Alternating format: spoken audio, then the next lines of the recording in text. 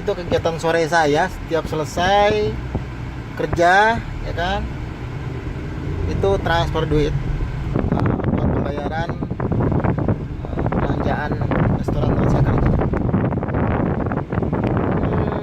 Nggak ada yang istimewa, seperti biasa kegiatannya memang begitu-begitu juga. Lagi-lagi saya katakan nggak ada yang istimewa, namun saya coba review, barangkali ada sesuatu yang ikhwafillah ingin ketahui dari jalanan Kota Buraidah. Nah, jalanan ini namanya Jalan Abu Bakar Siddiq, diambil dari nama seorang sahabat Rasulullah.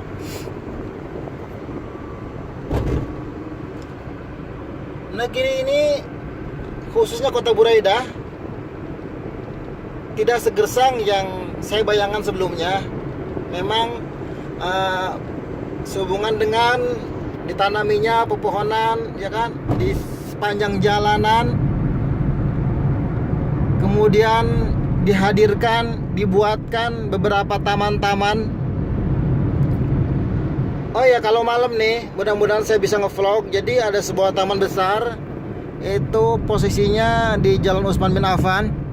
Di situ besar banget. Jadi kalau malam itu tempat tongkrongan anak-anak muda, ya kan, bahkan para manula begitu, banyak banget. Tetapi di sana tetap dipisahkan antara taman bermain, ya kan, maksud saya untuk lelaki dan perempuan. Masya Allah, ini bagus banget sehingga tidak menjaga dari hal-hal atau fitnah yang tidak kita inginkan. Hal lain yang saya sampaikan bahwa di sini itu segala produk ada, ya. Artinya government atau pemerintahan Saudi itu tidak fanatik terhadap orang-orang bahkan di luar muslim sekalipun. Antum bisa lihat sebelah kiri saya, itu di situ tuh ada pertokoan milik orang komunis Cina, ya kan, kemudian Nasrani, kemudian Yahudi, gitu kan. Ada beberapa, dan mereka tidak diganggu sepanjang menghormati, mentaati aturan yang berlaku. Dan perlu antum ketahui bahwa di zaman Rasulullah pun seperti itu, ya kan. Orang Nasrani, Yahudi hidup berdampingan tanpa diganggu sepanjang dia tidak mengganggu, itu kan. Dalam Islam dikenal dengan kafir zimmi, ya kan. Itulah mengapa ketika teriakan khilafah kembali dikeluarkan, gitu kan, dikibarkan, ya kan, aliwaraya. Itulah kenapa saya mengatakan tidak ada yang patut ditakuti, karena memang tidak ada yang dirugikan, gitu, bahkan tersejahterakan. Mudah-mudahan apalagi dengan contoh, ya kan, dari Rasul, contoh yang pernah diaplikasikan di zaman Khulafaur Rasyidin begitu. Oh iya, sebelah kanan saya antum lihat itu air mancur, maksudnya itu kan nyiram taman, ya, tapi sejuk banget kelihatannya di tengah gersang, ya kan.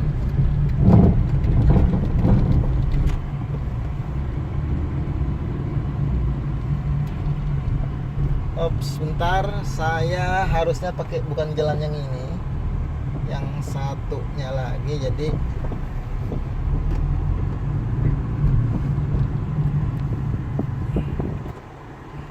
nah, sekelumit tentang bagaimana syariat diterapkan di masa lalu, kemudian realita bagaimana ketika konstitusi Al-Quran dan Sunnah, maksud saya konstitusi sebuah negara, Al-Quran dan Sunnah, diterapkan di sebuah negeri. Inilah yang terjadi, inilah yang dirasakan, inilah yang dilihat, inilah yang benar-benar terasa, begitu, ya. Ternyata sanggup mensejahterakan rakyatnya, begitu. Saya bukan idealis, tetapi layaklah seorang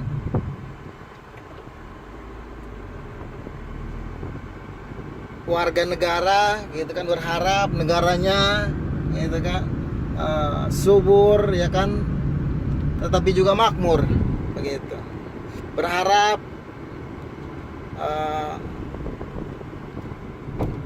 anak cucu keturunan, bahkan kita merasakan lezatnya hidup dalam